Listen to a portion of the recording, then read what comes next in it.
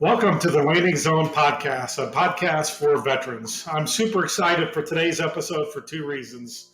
The first, we have my good friend and a fellow VETLANTA board member, Zack Knight. And the second is we're changing the format on this thing going forward. The new format is no scripts, no edits, just raw story from real veterans. So I'd really like to welcome Zack to this podcast. So me and Zack go back probably about 4 or 5 years, maybe a little bit longer.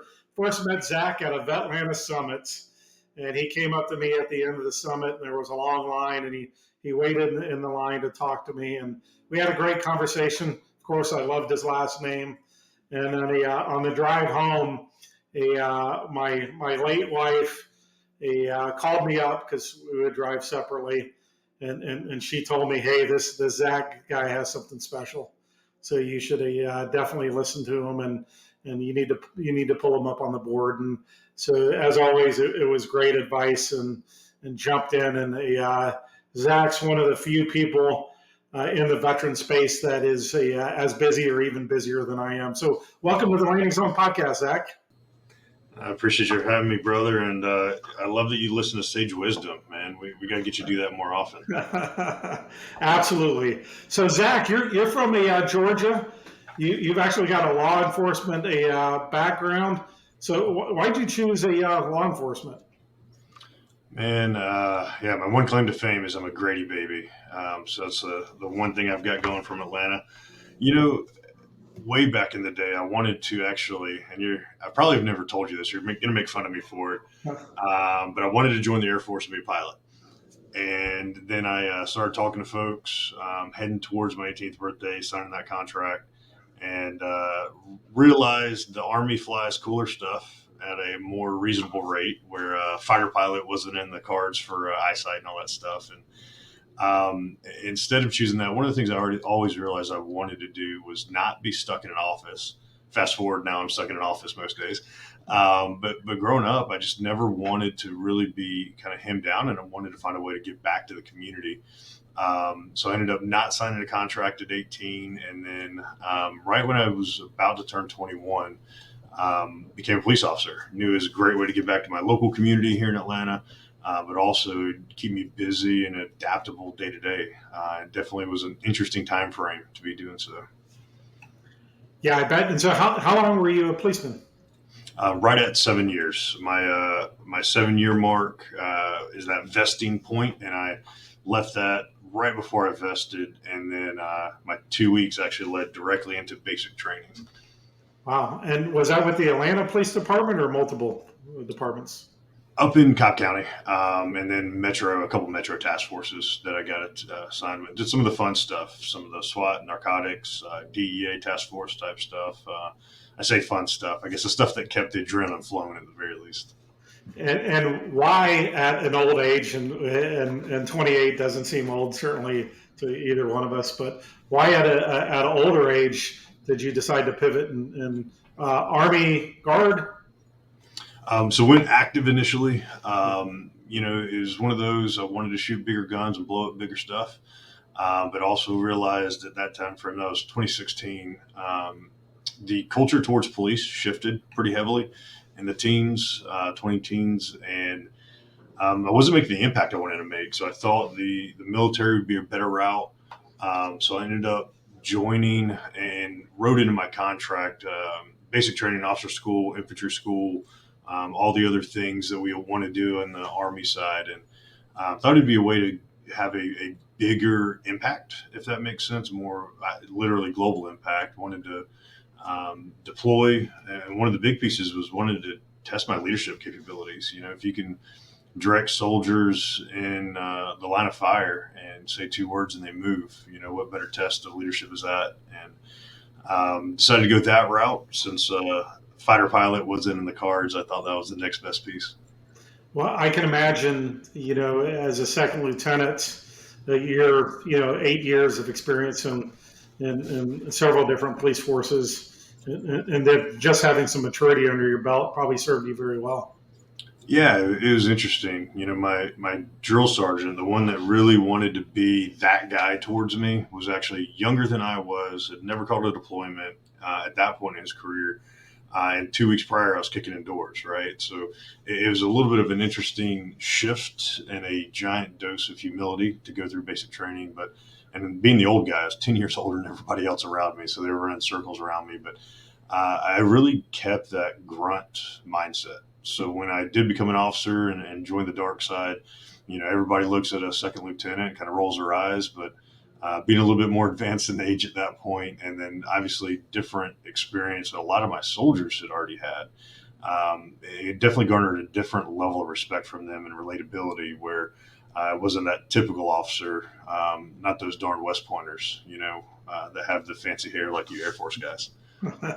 So where were you for your active duty assignments? Mostly down Fort Benning. Spent a lot of time on Fort Benning, and then also ended up at Third ID over. I don't know if they changed the name of that one, but over Hinesville, Savannah area. Okay. Got stuck down there, and that's where through that engagement I got attached to the Green Berets, and that was the most of my time was spent through that, and then that attachment, the deployment to Afghanistan. So I know that was you talk a lot about that assignment. So what was significant? What was special in that assignment that you use in your role today? Man, it was unique. A lot of infantry officers go right into Ranger School, and I was given the option, Ranger School or deployment.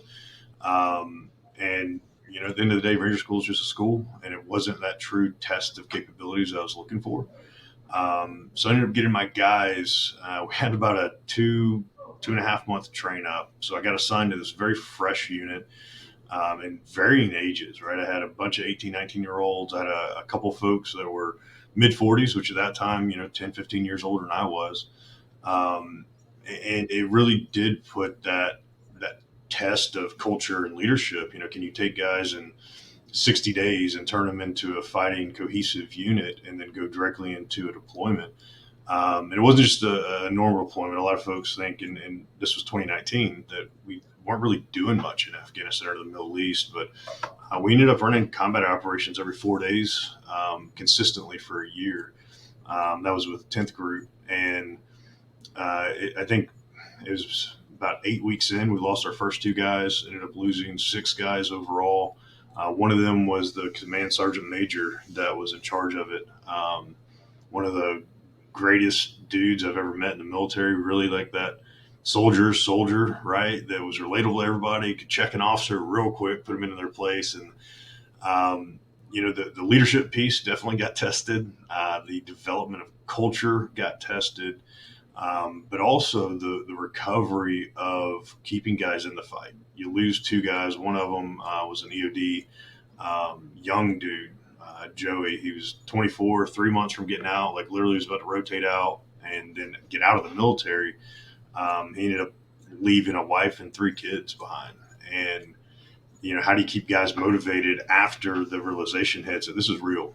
And how do you keep them engaged in so many pieces that you kind of put yourself by the wayside, which is a lot of where my struggles came from once I got back and, the foundation started cracking when we all started dealing with our own stuff. But, taking all those pieces of developing a team, the culture of an organization and a unit, every bit of that is exactly how I apply stuff today in business and entrepreneurship, the way I've built ATLVETS, and really trying to build and maintain a standard for veterans, no different than the standard we held while we were in the military.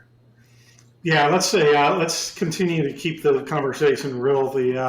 You actually got injured, and the I was around during some of your dark days for sure, and you had a really kind of painful separation from the Army National Guard. A lot did not go right, and you ran into a lot of red tape and frankly a lot of BS.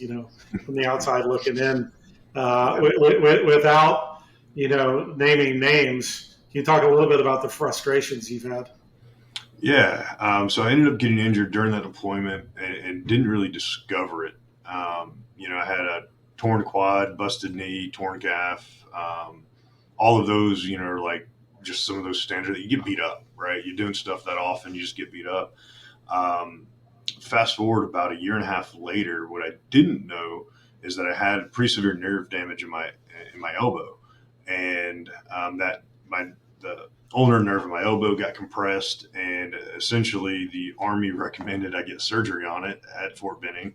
And I was trying to transition back to the guard time, get into some of that more reserve esque lifestyle with some of the businesses I was running. But I had the surgery, and they wouldn't let me outsource it. This is a standard surgery in the NFL world or the sports world, that probably could have been handled really well by a specialist, but they wouldn't let me outsource it. So I had to have the surgery on Fort Benning. The surgery, the frustration for me was that the surgery was like a 2-hour procedure, quick and easy, clean it up, move the nerve, move on. The surgeon ended up fumbling that pretty heavily. Ended up having to burn off nerve endings in my elbow. Brought in a second surgeon, took 8 hours, and still, even to this day, it's a pain in my hand that I don't understand, don't have feeling in half of my hand. Really just flubbed that surgery. And you'd think that when something goes that badly and then the surgeon can't explain where these phantom pains or actual pains are coming from, that the military would take care of you. But then I was doing this transition, trying to go back on guard time and get out of active duty. And during that transition, Big Army, I guess, should have held on to me when they didn't. The guard should have picked me up, but they, said the Big Army needs to handle all the surgery and all the medical stuff. So I was in this state of flux where for about 3 months, I lost insurance completely in that transition. Got insurance for 3 months, lost it again. My quote unquote paperwork got lost by the S1. And it was back and forth where I was paying about $5,000 a month for occupational therapy on my hand to get some of the functionality back. Like, couldn't even tie my shoes, right?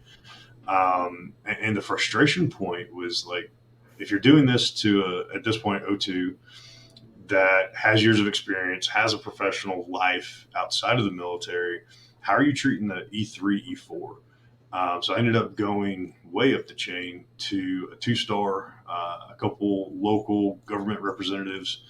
And the crazy part to me was like, they had no clue, right? A 2-star so far up the chain from a 03, 04 managing paperwork, that I was very blunt in saying some expletives to this 2-star, and really kind of called him out in front of nobody, right? But called him out about the organization. And the impressive part was 2 days later, I got a phone call from a colonel that then got a phone call from a lieutenant colonel, and the ball rolled downhill very quickly to get things done.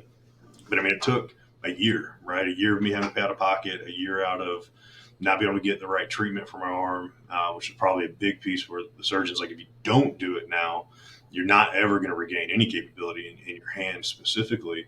So you kind of got to suck it up and do it.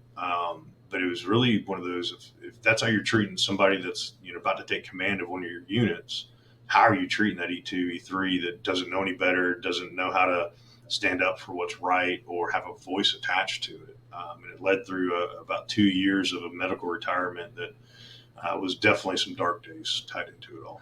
Yeah, I definitely know the dark days. Yeah, Zach wrote a pretty amazing book where he gets really real and talks about those dark days. And but you also had a roommate at the time that talked about self-love and go look at yourself in the mirror. So can you share a little bit of that story? Yeah. So as I got off active duty, you hear it from veterans all the time. I had alienated all my family, all my friends, had initiated a divorce, was going through some bad personal stuff. Business was going really well, actually. I had an 8-figure offer on a company and a project we were working on. So, like, riding high and on paper, massively successful at 32. And realized, like, when I was getting off active duty, like, I actually have nowhere to live. I have nowhere to go. So got to give a shout out to the Navy, this one and only time. An old Navy buddy, he put a sofa in his kid's playroom and said, "Hey man, you can sleep on the sofa until you get feet under you." And he is one of those existential guys that I learned a lot from about not questioning why is this happening to me, but why is this happening in general, or what's the peace you could seek. And naturally, as a veteran, bourbon was my best friend during this time, and I was over drinking quite a bit. And one night we were sipping a cocktail, and he was like, "You know what, man? You have this amazing background, this amazing resume. You have the MBA, you have these credentials, you've done so much external learning." He's like, the reality is you've never turned inward to learn who you are, what you're about outside of a uniform. After 15 years of being in a uniform, you don't know what you stand for. You don't know what your values are to the world. He's like, honestly, I bet you can't even go look in the mirror because at the end of the day, you don't love yourself. And me being the door thumper that I was, I'm like, oh yeah, I definitely love me some me, right? Like that was just like the catchphrase. I love me some me. And he's like, okay, go look in the mirror and tell yourself you love yourself. And I went upstairs, looked in the mirror. I'm like, oh, this is too easy. And I got I love out of my mouth. And then immediately fetal position, had an anxiety attack. And I was seemingly what would have been like a soul crushing piece was like truly like the beginning of the healing phase, right? And a couple of realizations came out of it that we can chew through. But the overall recognition and like the basis of the book I wrote is the reality of what humans go through before you start leading others. You really have to learn how to lead yourself. And that one look in the mirror and not being able to tell myself I loved myself was like that realization point of like, I have to figure out how to lead myself better in order to lead others better. And that was really the true test of leadership I was looking for. And what were some of those steps you had to take to do that? Man, so many and shared experiences between us, but finally got into therapy. That was one of those I went through probably 20 therapists that, I don't know, this is wrong with them. That's wrong with them. Their, sixth toe is crooked, whatever dumb excuse I could come up with to not go through therapy. So I ended up going through, Emory has a phenomenal program here in Atlanta. I did outpatient therapy with them. That therapist, the first thing is a 3 hour intake interview. And it was grueling to say the least. But he asked during that, he's like, "Hey, have you ever considered a different perspective of that?" I'd already always blamed myself that I got those guys killed, right? I was the one doing the mission planning. I was the one running all the tactical pieces of operations. And those first two guys, Will and Joey, I wasn't even on the operation. I was at the command center watching on a drone feed and then see these two guys get dropped on an ambush. Intel was bad. So many things went wrong. So I immediately blamed myself. I got those two guys killed, right? And that was always the internal rhetoric that it was my fault. And he posed a question about, have you ever thought about the enemy combatant that pulled the trigger and maybe that's who killed those guys and it wasn't actually you? And initially, the biggest pushback I had was like, no, I'm the one that got them killed. And it kind of stuck with me for several days. And that reality of it wasn't me that got him killed, and the realization that we were in war, right? Literally in war, in combat, and that enemy combatant is the piece that you need to really displace the self blame onto, like, this is war. So therapy was such a great piece, and that turned into journaling, meditation, realizing that silence is deafening, but is definitely needed, right? Be able to sit with yourself and think. Um, a lot of those factors were a big thing. I ended up taking up piano as a therapeutic means to re-engage my hand use. Um, Long story attached to that, but one of it is ended up buying the piano, spent 6 hours playing it that day.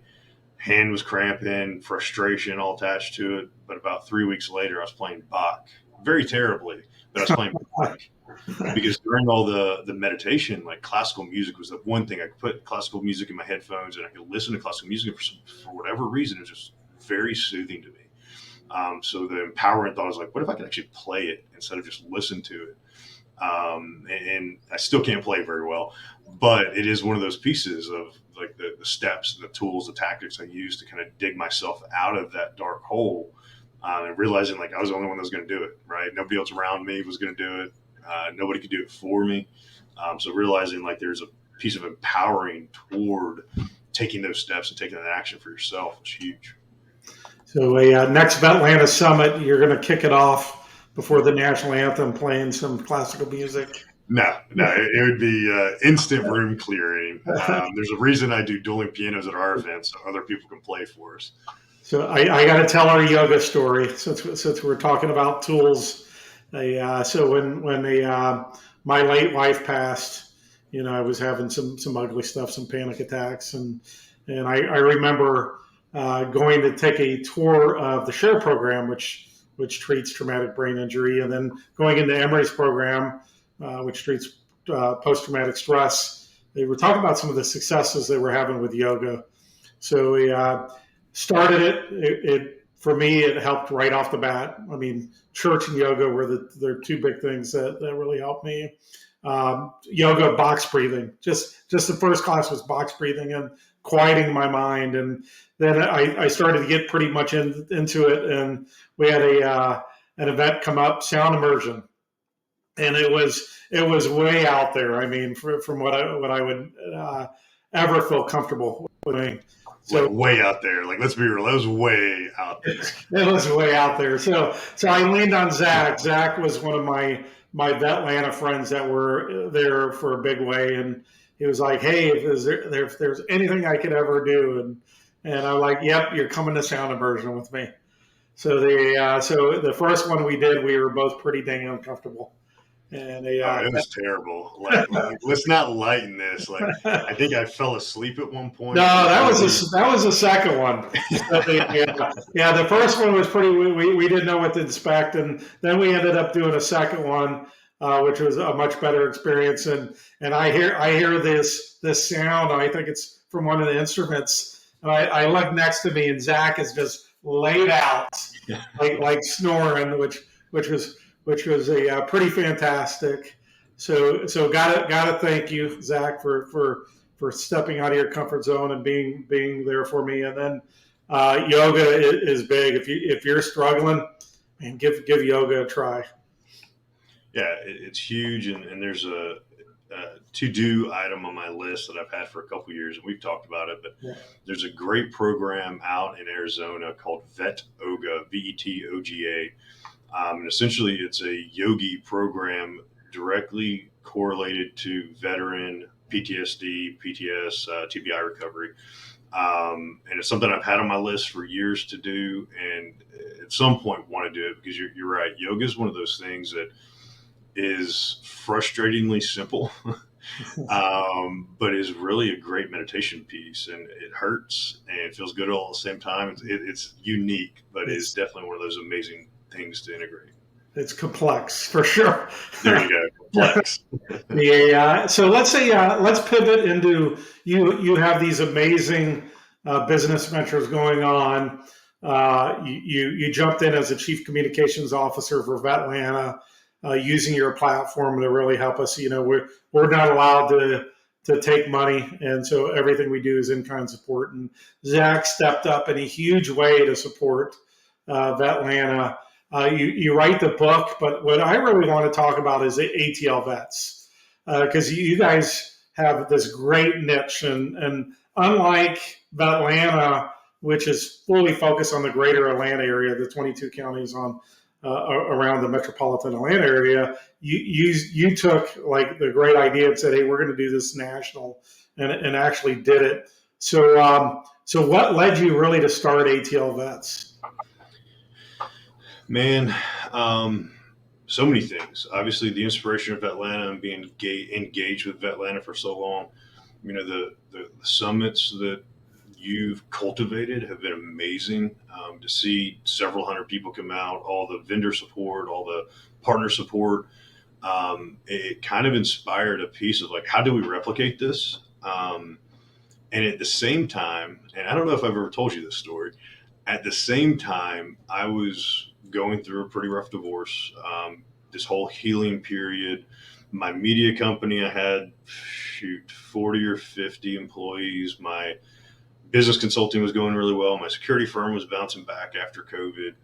Overall, I was running 7 businesses, and I had a guy come down on my podcast, and there's so many moments where I won't dive into religion, but spirituality is a very big piece that I think is often overlooked. And one of those moments of a very firm guiding hand, if you will, was when this guy came down he was up near Bragg, came down to Atlanta because he wanted to record a podcast in person. Army guy, Adam, he wanted to do this in person. I'm like, cool, that'll be unique. Usually it's virtual over the computer, but this dude was like really set on meeting in person and breaking bread. So we record this podcast, great conversation. Then we go out for dinner and a couple of beverages. And while we're sitting there talking, he's like, we're kind of going through our background, right? Podcasts are usually about highlighting the guests. So I knew a lot about him, but he started diving into all my business ventures, all the stuff I wanted to do. And I told him, I'm like, man, I'm tired. We scaled one company to 155 countries. I'm running all these things. I'm managing all this stuff. And I'm tired. He's like, man, you haven't even started yet. And I laughed in his face. I'm like, you're joking, right? He's like, dude, would you say on the battlefield that you're tired and you can't keep going? I'm like, well, of course not. You're under fire. You got people relying on you. He's like, how's that different than right now? And he's like, you got to do more. And I'm like, dude, how in the heck am I going to do more? And I don't have the time. I don't have the things. And I'm like physically just so tired and emotionally spent. And he's like, yeah, man, but you really need to do more because I don't like hearing excuses from people. And dude, it like put a chip on my shoulder. Like I got so mad at that guy. And like this random dude, this random stranger that knew nothing about my life, my journey, all the things I'd gone through. And he's like, call me out essentially. And that was the piece where I just hosted my first in-person event here in Atlanta, had 120 people show up to it. Against the fire marshal code, which was awesome, right? I love to push the boundaries a little bit. And something you've always encouraged is really focusing on the veteran community. I was resistant to that, like business coaching stuff, all the stuff I was doing, I was resistant to really diving into the veteran community, kind of kept it at a stiff arm's length. And the idea came about is like, man, what did I need when I transitioned out? And when I was going through all that dark point, I turned to a couple other organizations that just weren't the caliber that you hold the standard of VETLANTA to, and it wasn't the caliber of what I want to hold myself to. I'm a hard charger. I want to continue to be a hard charger. I want to achieve higher, SWAT, Green Berets, like all this stuff is great, but how do I keep doing that in the civilian world?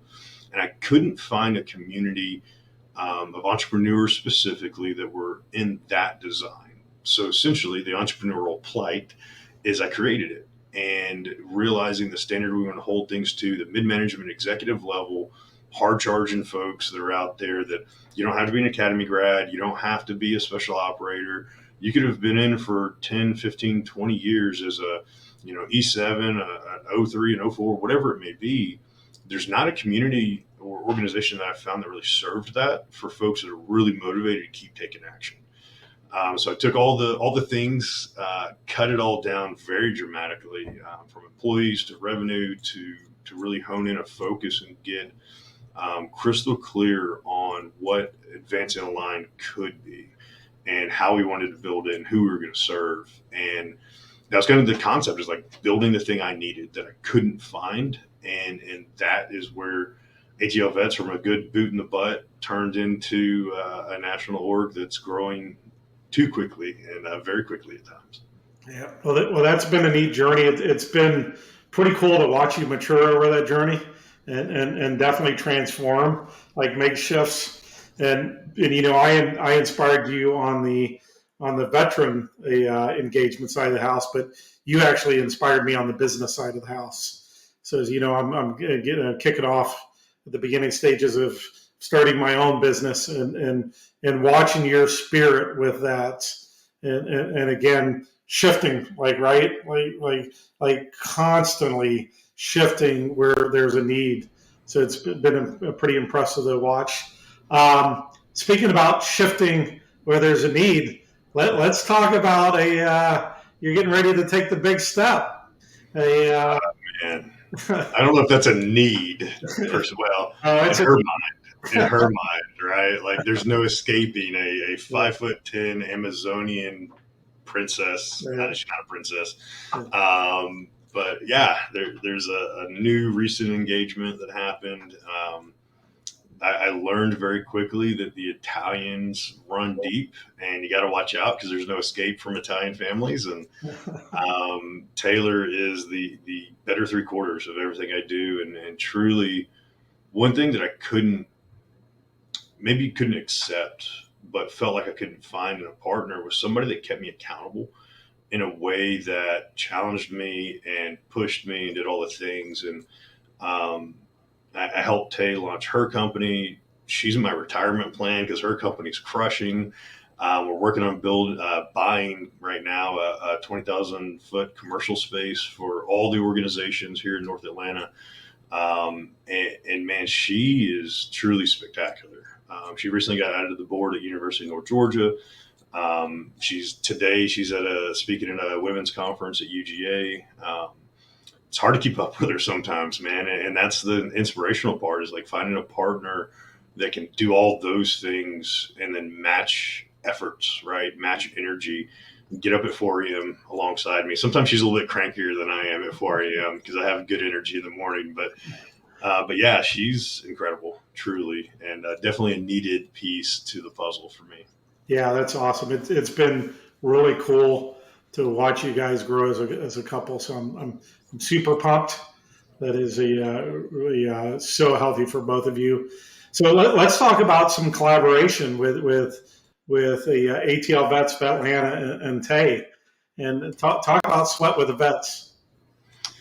Man, honestly, some of the most fun we have through all the partnerships we've cultivated over the years. We have a great one with the Falcons and Home Depot Backyard.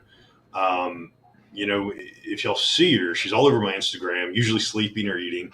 But if you see some of the videos that we put up, she is the prettiest drill sergeant I've ever had and loves making men cry.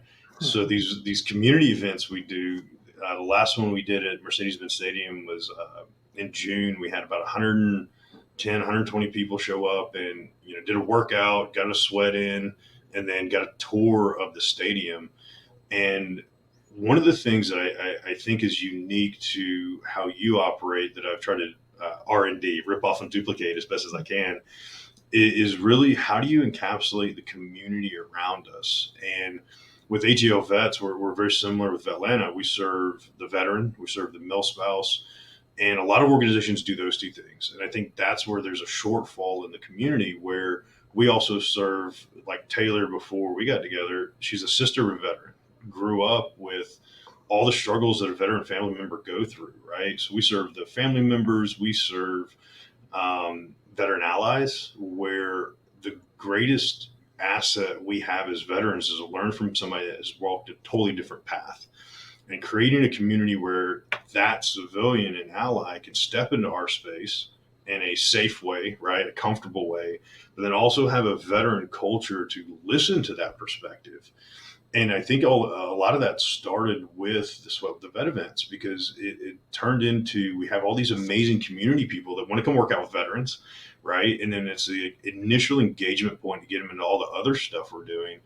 And by bringing in those folks, we have these perspectives of people that have been in corporate for 20 or 30 years. We have a lot of veterans that need to understand this is the real path of what the corporate world looks like, right? And if it's somebody like you that's been in the Air Force and then UPS for a long time with great experience, or it's somebody that's been in corporate for 30 years, there's some phenomenal insights. And as veterans, we kind of get stubborn against a lot of those insights at times. We do.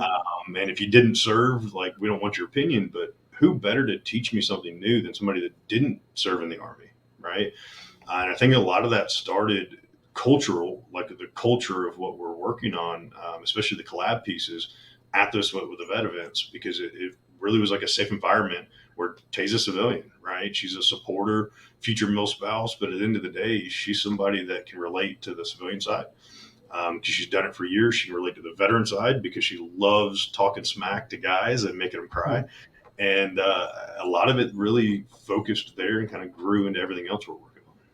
So you're going to hear me say it, and you've definitely repeated it. So as a veteran community, we are only as strong as our non-veteran advocates. So definitely, whether it's ATL Vets, Vetlanta, any of the organizations out there, absolutely value the non-veteran advocates that can come out and support us. So so what's next with ATL Vets? Oh man, if I had hair to lose, I would have lost it on this stuff. Outside of Atlanta, we go by our full name of Advancing the Line for Veterans. Having the media PR company, of course, we have to have the branding play of ATL to pay homage to Atlanta. But we've expanded to 7 states so far. And then I had a great board expansion thanks to winning Veteran of the Year, being honored to be Veteran of the Year with Warrior Alliance. We kind of leveraged that into a great PR piece, as we should. Expanded our board, and with that expansion came some amazing people. A couple people on UNG's board, a retired 2-star, um, Elizabeth, who came to one of the Vetlanta summits and represented us. She's up in Nashville. She was the first Black female Naval Academy graduate that became a Marine Corps pilot, and then went on to run global data centers for Microsoft. Phenomenal woman, truly incredible. But with bringing in such great wisdom and guidance to an organization, uh, the humility piece is recognizing they do have guide rails and they do have recommendations I have to listen to. So the expansion was 3 more states this year. Right now we're in Tampa, Huntsville, Nashville, obviously Atlanta, Norfolk, DC, and Texas. We haven't planted a flag, but we're leaning towards Austin. And then they told me to stop it. They booped me on the nose, rolled up a newspaper, told me to knock it off for a minute, get our foundation stronger here in Atlanta, get our organizational strength proper. Scaling a business is exciting. It's fun.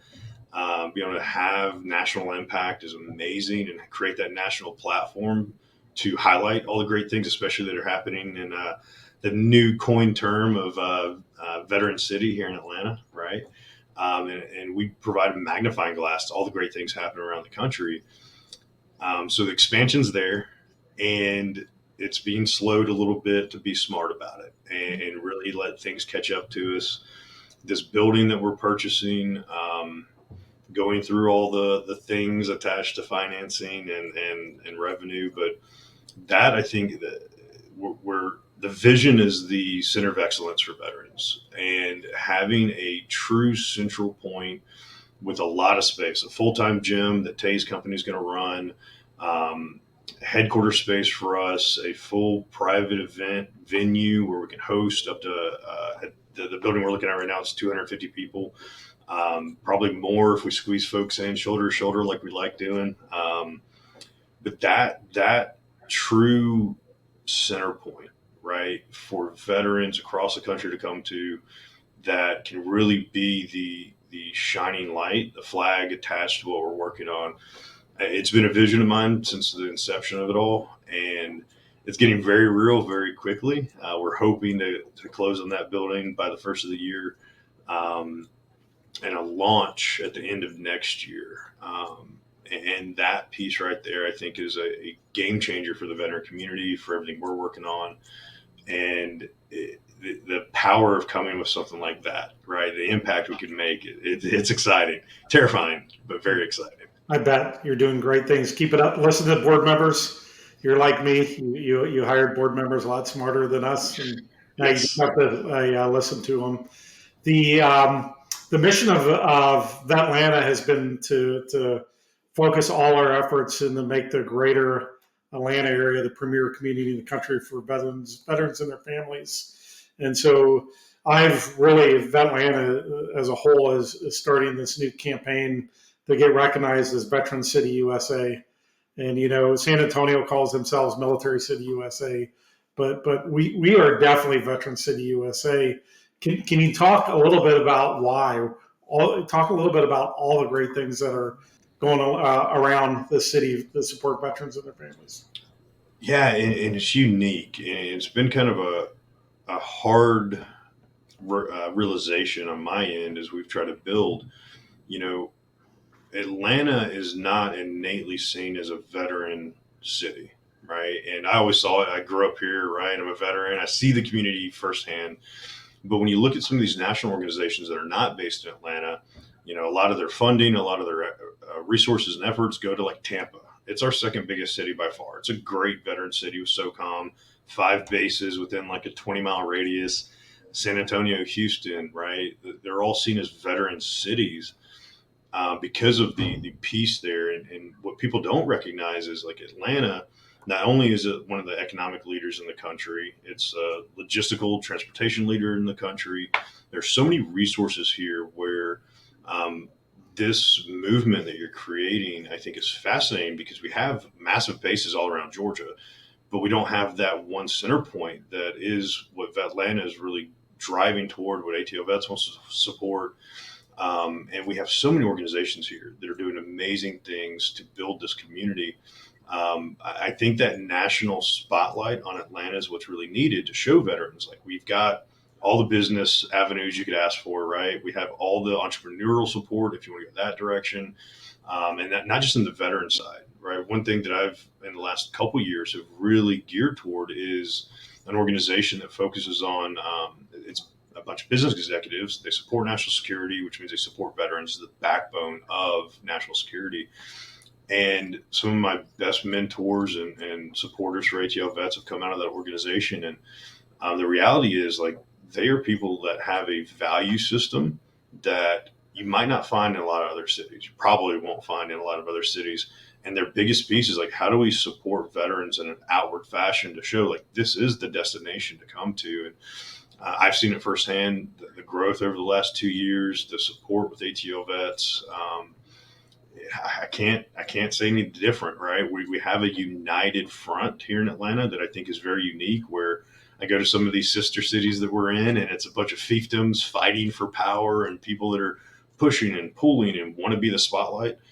I don't see that in Atlanta, right? We have some big organizations. I think that Atlanta's done a great effort in keeping true hard conversations and really making it collaborative, which people throw that word around and then they don't follow through on like what true collaboration is, right? But that's the beauty of Atlanta and the way you've structured it being a chartered club where you don't lean one way or another. You don't have to lean towards certain funding or certain donors or X, Y, and Z. It's like staying true to the value system of like, we're the voice of veterans, especially here in Atlanta, and this is what's right. And you don't see that in other cities, right? It's too much push pull, infighting, and I love that culture that you've created, and definitely a piece of what we want to highlight in an effort to bring into Atlanta more. Yeah, I appreciate it. You bundled up that nicely. I've had a lot of help. Certainly, all the board members and organizations that supported us. 11 years ago, we weren't on the map, and you would never see a top 50 list that would never include Atlanta as a top place for veterans, and now we're cracking all the lists. And well, I just saw one several months ago that had Atlanta as a number 10 city, and specifically mentioned Atlanta as one of the reasons. So that's blown me away. Big news: we had Military Influencers Conference in town a couple of weeks ago. Mick, first time they've been outside of Vegas. They selected Atlanta as the first city to come to, and then big news is they're coming back next year because it went so well. So thanks, Zach. Thanks for all the support that you do for helping the veteran community. Wow, we are already at 45 minutes. I think we could certainly go Joe Rogan style and do this at 3 hours, but I know we got a couple things going on. So what closing comments do you want to make from your end? I think the biggest piece, thank you for putting this together. I think it's a great endeavor. Bringing the voice to platforms like this has been instrumental for me. And I know it's going to be an amazing piece in the growth of Atlanta, everything you're working on. And I think the big piece for vets out there, just take action. Don't sit back and expect a handout. Find organizations like VETLANTA, find organizations like ATL Vets that are the handout and provide the resources, but understand you do have to put the onus on yourself to take action for yourself and follow the journey. We have so many great things happening. ATLVets.org. You can find me, Zack A. Knight. Make sure you put the middle initial in there because if you just Google Zack Knight, it's a indie pop singer with beautiful hair. and that's not me. But connect with us. I know Lloyd's phenomenal on reaching out and following through, which is huge. But following through with people that reach out. So reach out to one of us. Take that action as a first step, and then figure out we can get you integrated into everything. Yeah, thanks, Zach. Yeah, appreciate you. Keep up all the hard work. So really enjoy this. We'll have to do a second round in the near future. So thanks everybody. Thanks for tuning into the Landing Zone podcast. Hope you really like the new format because I absolutely loved it. So as always, be safe, be kind, and be remarkable. Take care.